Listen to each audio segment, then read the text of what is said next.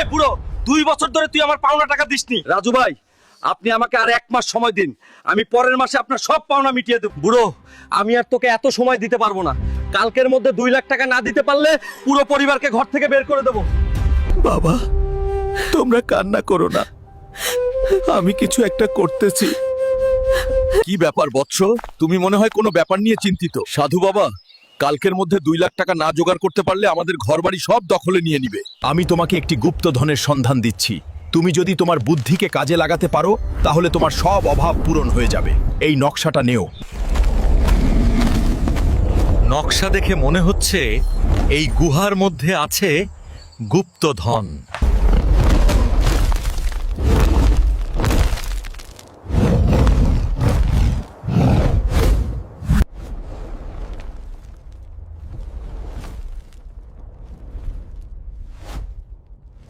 বন্ধুরা, তোমাদের অনেক ধন্যবাদ।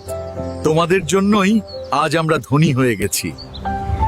বন্ধুরা, তোমাদের এই ভিডিওটি ভালো লাগলে ভিডিওটিতে লাইক দিয়ে চ্যানেলটিকে সাবস্ক্রাইব করে দিবে এবং ফেসবুক থেকে দেখলে পেজটিকে ফলো করে দিও।